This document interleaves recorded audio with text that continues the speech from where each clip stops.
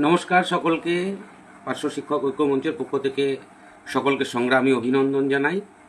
আপনারা ইতিমধ্যে সকলেই প্রায় জেনে গেছেন যে পার্শ্ব শিক্ষক ঐক্য মঞ্চের তরফ থেকে একটা বিশেষ কর্মসূচি গ্রহণ করা হয়েছে এবং সেই কর্মসূচির অঙ্গ হিসাবেই আমরা গত 29 তারিখে মাননীয় প্রিন্সিপাল সেক্রেটারি অর্থাৎ শিক্ষা দপ্তরের সম্মানীয় সচিব এবং প্রকল্প অধিকর্তা রাজ্য পিবিএসএমের যিনি হেড সেই এসপিটি মহাশয়কে আমরা সে বিষয়ে আমরা লিখিত আকারে জানিয়েছি। যে বিষয়টা হচ্ছে আমরা এই মুহূর্তে পার্শ্ব শিক্ষক ঐক্যমঞ্চের তরফে যে সিদ্ধান্ত নেওয়া হয়েছে সেটা হচ্ছে আমরা আমাদের যে গভর্নমেন্ট অর্ডার রয়েছে অর্থাৎ কাজের যে অর্ডার রয়েছে সেই অর্ডার ছাড়া আমরা অন্য কোনো কাজ আমরা করব না এবং আমাদের অর্ডার অনুযায়ী আমরা সমস্ত কাজ করব, এই অঙ্গীকারবদ্ধ হয়েছে আমরা।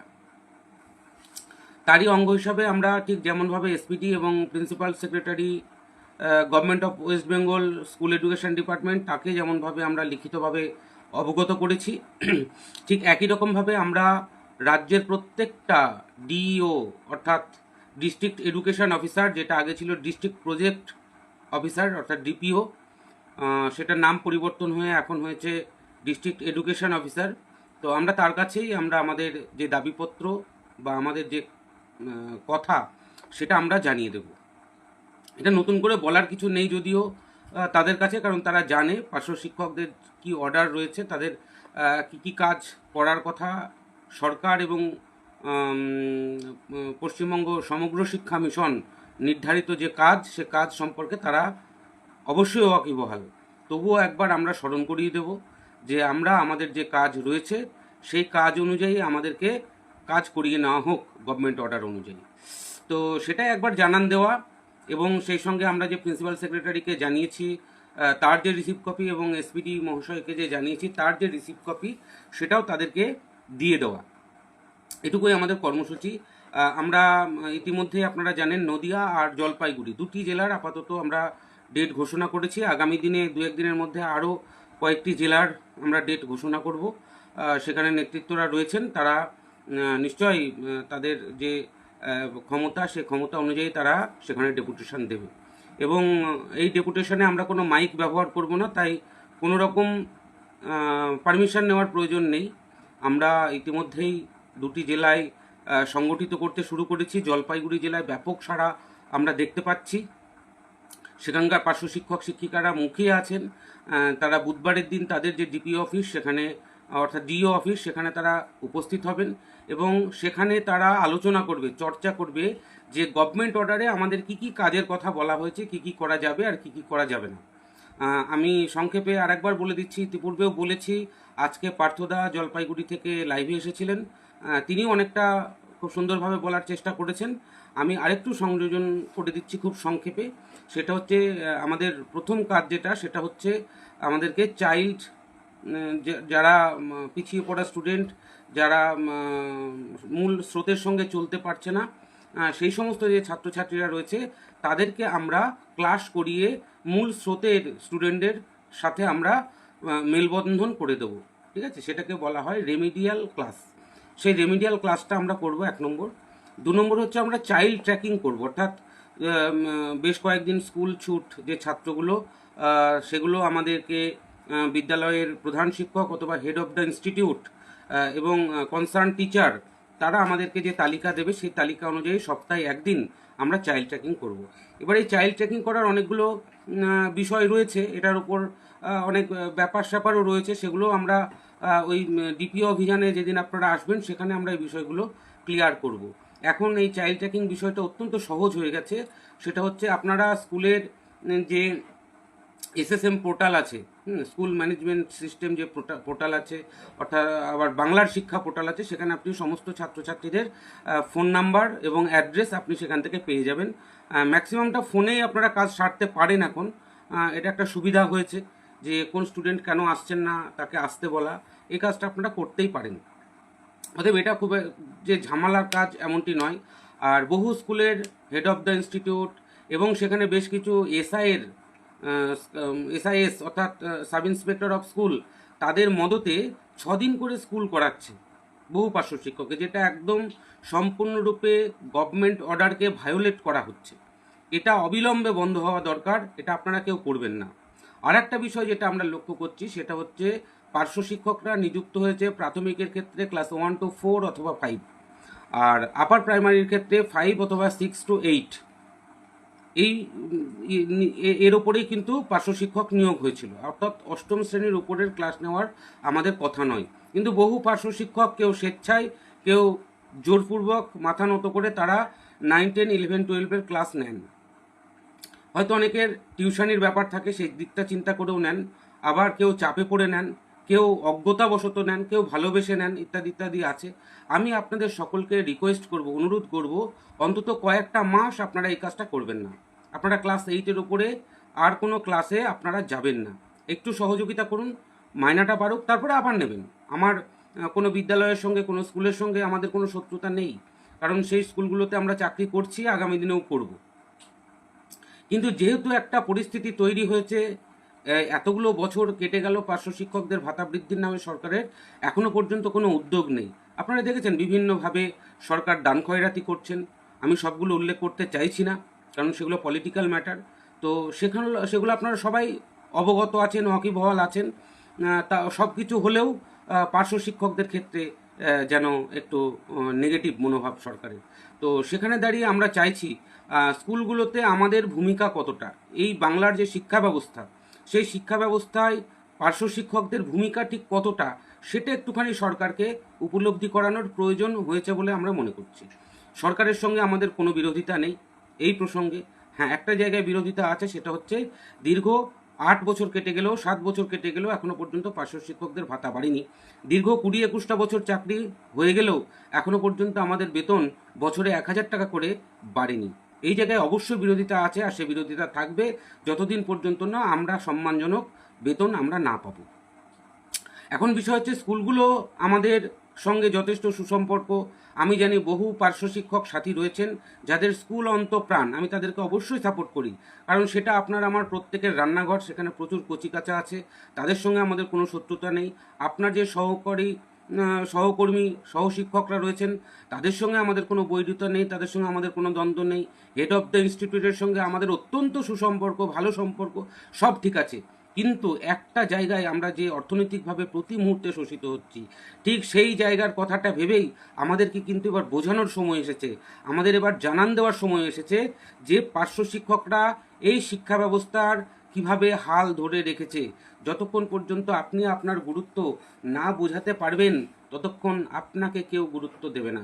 আপনি কতটা পরিশ্রম করেন সেটা যদি আপনি না বোঝাতে পারেন, আপনার পারিশ্রমিক বাড়বে না, যে যাই বলুক।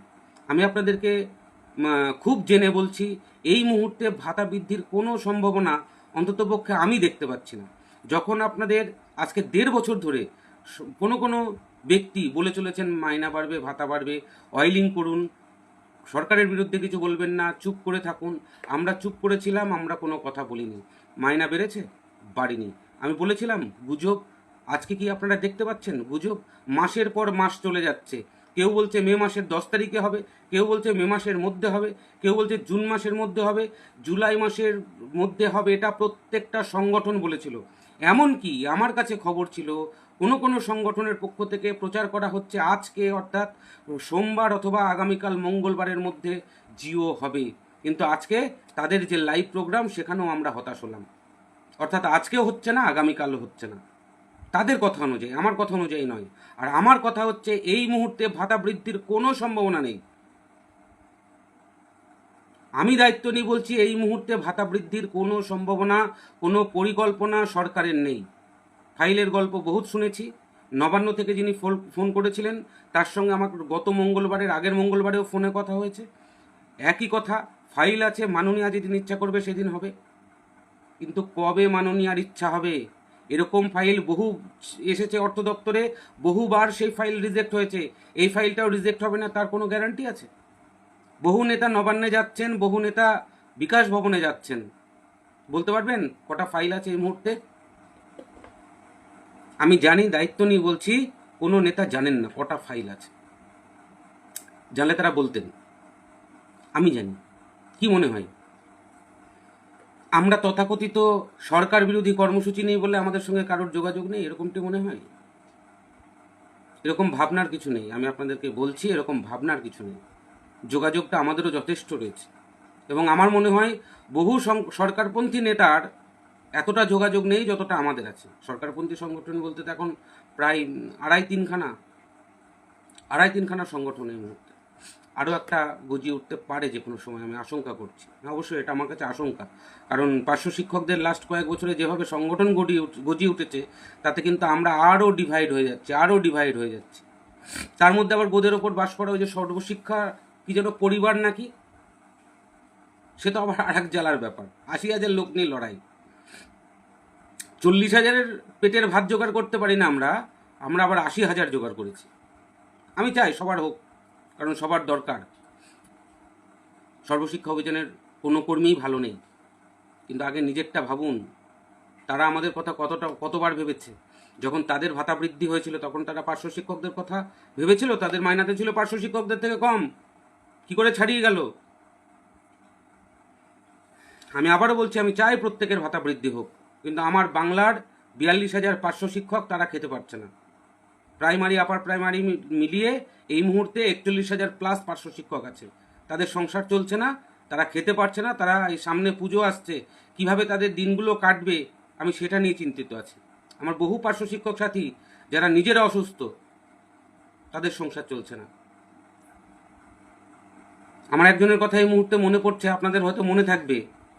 একটি ছোট্ট বাচ্চা মেয়ে আমাদের অনশন কর্মসূচি চলাকালীন তার জমানো অর্থ লক্ষ্মীর ভাণ্ডারের মধ্যে ছিল, সেটা আমাদের মঞ্চে এসে তিনি আমাদের উপহার দিয়েছিলেন। সেই লক্ষ্মীর ভাণ্ডারটা এখনও সিআইটি অফিসে থাকার কথা। আমি কয়েক বছর আগে গেছিলাম, তখনও ছিল। সেই মেয়েটি আজকে মাধ্যমিক পাশ করেছে, 11-এ ভর্তি হয়েছে। তার বাবা চরমভাবে অসুস্থ, তার লেখাপড়ার খরচ জোগাড় করতে পারছে না। এরকমভাবে পার্শ্ব শিক্ষক সাথীরা যখন মৃত্যুর সঙ্গে লড়াই করছে, জীবন সংগ্রামের সঙ্গে লড়াই করছে, তখন দাঁড়িয়ে এইভাবে ভাঁওতা দিয়ে সমস্ত পার্শ্ব শিক্ষকের মুখ বন্ধ করে দেওয়া, সবাইকে চুপ করিয়ে রাখা, খিদে পেয়েছে এই শব্দটা তার মুখ থেকে যাতে না বেরোয়, এই ধরনের যে ব্যবস্থাটা গত প্রায় 1.5 বছর ধরে চলছে, তার মধ্যে আমরা যে কর্মসূচি নিয়েছিলাম স্কুল বয়কট এপ্রিল মাসে, তারপর থেকে যেন সবার একটা বেশ মাখো মাখো ব্যাপার, একটু থামিয়ে দেওয়ার ব্যাপার, একটুখানি যাতে আর কেউ মাথা তুলতে না পারে, আমরাই বেশ আছি করে কমে খাবো, এরকম একটা ব্যাপার। সে ব্যাপারগুলো বন্ধ হওয়ায় ভালো ছিল। ভগীরথকে বাদ দিয়ে ভেবেছিল সংসারটা ভালোই চলবে। মৌমিতা ম্যাডাম দেখছেন, মৌমিতা ম্যাডাম যখন এই প্রশ্নটা কাউকে একজনকে করেছিল, তিনি উত্তর দিয়েছিলেন যে সংসারটা চলছে না। আমি আজকে তাকে জিজ্ঞেস করব, ভগীরথকে বাদ দিয়ে সংসারটা ভালো চলছে? নিশ্চয়ই চলুক, সমস্যা কিছু নেই। আর একটা বিষয় যেটা আপনাদেরকে বলবো, 3 নম্বর কাজ যেটা, সেটা হচ্ছে TLM প্রিপারেশন, অর্থাৎ টিচিং লার্নিং মেটেরিয়ালস প্রিপারেশন। আপনারা এর অনেকেই মনে আছে, অনেকের মনে থাকার কথা, 500 টাকা করে একটা প্রতি বছর একটা করে গ্র্যান্ট আসতো। তো লাস্ট 10 বছর হয়ে গেল, প্রায় 14 সালের পর থেকে খুব সম্ভবত সেই গ্র্যান্ট কিন্তু আর আসেনি। অর্থাৎ সেই টাকা যখন আসে না, সেই কাজটাও আপনাকে করতে হবে বলে আমি মনে করি না। অতএব TLM এর কাজটাও আপাতত প্রায় বন্ধ। তাহলে রইল বাকি আপনার কি 3টে কাজ। একটা হচ্ছে রেমিডিয়াল ক্লাস, 2 নম্বর চাইল্ড ট্র্যাকিং, সপ্তাহে 1 দিন, সেদিন আপনি বিদ্যালয়ে যাবেন না, সই করবেন না, সেটা আপনার গভর্নমেন্ট অর্ডার। আপনারা অনেকেই গভর্নমেন্ট অর্ডারটা চেয়েছেন সোশ্যাল মিডিয়ায়। আমি আপনাদেরকে অনুরোধ করব, আপনারা ডিপি অফিসের অভিযানে আসুন, সেখানে আমরা এই বিষয়টা পুরোটা আলোচনা করব, চর্চা করব, সবাই মিলে একসাথে চর্চা করব। দেখুন, ভগীরথ ঘোষ কোনো নেতা নয়, নেতা হওয়ার বাসনাও নেই। যদি থাকতো অনেকদিন আগে সংগঠনটা রেজিস্ট্রেশন করতাম, এবং এখন বাজারে যে চলতি যে সংগঠনগুলো আছে তাদের থেকে অন্তত শক্তিশালী সংগঠন করতে পারতাম, এই বিশ্বাস আপনাদের আছে। তো যাই হোক, সেরকম কোনো ব্যাপার না, সচেতন করার জন্যই বলছি। যদি নেতা হতাম তাহলে হয়তো আপনাদের এই বিষয়গুলো বলতাম না। কারণ পশ্চিমবঙ্গে পার্শ্ব শিক্ষকদের অন্তত সংগঠনের অভাব নেই। তারা কিন্তু আপনার ডিউটি সম্পর্কে আজ পর্যন্ত কেউ ওয়াকিবহাল করেছে বলে আমি অন্তত পক্ষে জানি না। যদি সেটা করতো তাহলে পরে আজকে এই সমস্যা তৈরি হতো না। আপনাদেরকে ভূতের খাটনি প্রচণ্ড নেটওয়ার্ক সমস্যা, আপনারা মাফ করবেন। তো যাই হোক, আমি কোনো নেতা নই, নেতা হওয়ার বাসনা কখনোও ছিল না। আপনারা জানেন, আপনাদেরকে আমি বহুদিন আগে থেকেই বলে আসছি। এটা অনেকে আতঙ্কে থাকেন, ভগীরথ ঘোষ হয়তো নেতা হওয়ার জন্য এটা বলছে। আরও অনেক আশঙ্কা রয়েছে, টাকা তুলবে কোথায়, পয়সা তুলবে। দেখুন, আমরা যে টাকা তুলেছি সে টাকা এখনো পর্যন্ত যথাযোগ্য জায়গায় সম্মানের সঙ্গে আছে, এবং আমরাই একমাত্র দুস্থ পার্শ্ব শিক্ষকদের বা মৃত পার্শ্ব শিক্ষক পরিবারকে কিন্তু আমরা এখনো পর্যন্ত অর্থ সহযোগিতা করি। টাকা কিন্তু অনেকেই তুলেছে, কে কত তুলেছে আপনারা ভুলে গেলেও আমি ভুলিনি।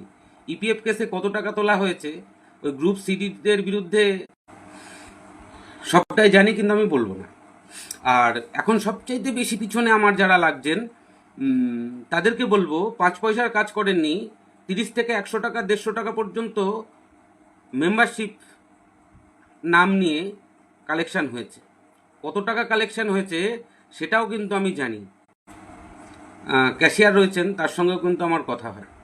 অতএব ওরকম সাধু সাজার কিছু নেই। একমাত্র আমাদের টাকাটাই স্বচ্ছভাবে রয়েছে এবং স্বচ্ছভাবেই ব্যবহার হচ্ছে। দুখানা কেস চলছে, একটা কল্যাণী মামলা, একটা বিধাননগর কোর্টে। বিধাননগর কোর্টে 16 জনের নামে এফআইআর, 16 জনের নামে কেস চলছে। এখানে 11 জনের নামে কেস চলছে। দুটো কেস চালাতে কম টাকা খরচ হয় না, সেই টাকা কিন্তু আমরা ওইখান থেকে খরচ করছি। অতএব আপনার টাকা কেউ মেরে খেয়েছে, ধরে খেয়েছে, এরকম ভাবনার কিছু নেই। আর আমার বিরুদ্ধে যিনি সবচাইতে বেশি চিল্লাতেন যে ঐক্যমঞ্চের টাকা খেয়ে নিল, আজকে তিনি তো আমার ক্যাশিয়ারের পাশে বসে থাকেন। একটিবার খোঁজ নিয়ে দেখবেন আপনি কত ঝেড়েছেন আর আমার ক্যাশিয়ার কয় টাকা ঝেড়েছে। দম থাকলে একবার জিজ্ঞেস করে নেবেন। তো যাই হোক, প্রসঙ্গটা আমি একটু অন্য দিকে চলে যাচ্ছি। উদ্দেশ্য মোটেই এটা আমার ছিল না, এটা নয়ও। যে যা করছে করুক, প্রত্যেকের কাজের প্রতি আমার সম্মান শ্রদ্ধা আছে। কারণ তারা যদি কিছু করে নিয়ে আসেন, অবশ্যই আমি তার ভাগ, আমার একটা শেয়ার থাকবে সেখানে। আমাকে বাদ দিয়ে নিতে পারবে না, সংগঠন থেকে বাদ দিতে পারে, ঐক্যমঞ্চ ভেঙে দিতে পারে, কিন্তু যে স্যালারিটা বাড়িয়ে আনবে সেটার ভাগ কিন্তু আপনাদের সঙ্গে সমান সমানই আমিও পাবো, অন্ততপক্ষে যারা আপার প্রাইমারি প্যারা টিচার রয়েছেন। তো যাই হোক, আমি তাদের প্রতি সম্মান শ্রদ্ধা ভালোবাসা সব কিছুই জানাচ্ছি। জানি, আমি তাদেরকে বলছি আপনারা চুপ থাকুন। এবার এতদিন আমাদেরকে চুপ করে ডেকেছেন, আজকে আমি বলছি আপনারা চুপ থাকুন। কারণ আপনার ওই এসপিডি আপনাদের মাথায় হাত বুলিয়ে খাচ্ছে। ভদ্রলোকের সঙ্গে আমি আগের দিন 1.5 মিনিট কথা বলেছি। তো 1.5 মিনিটের মধ্যে বুঝে গেছি উনি ঠিক কতটা আতঙ্কে আছে, এবং ভয়ে ভয়ে বলছেন যে আমরা যে দাবি নিয়ে ওনার কাছে গেছিলাম যে আমরা এই গাদার খাটনি খাটব, অ্যাসিস্ট্যান্ট টিচারদের আমরা মোটেই সাবস্টিটিউট টিচার নই। অতএব আমরা এই খাটনির মধ্যে নেই। খাতা দেখা বলুন, হলিস্টিক রিপোর্ট বলুন, আপনার মার্কশিট তৈরি করা বলুন, একটা কাজ আমরা করব না। মিড ডে মিল অত্যন্ত গুরু দায়িত্বের সঙ্গে আপনারা করছেন, করবেন না, দায়িত্বই নেবেন না।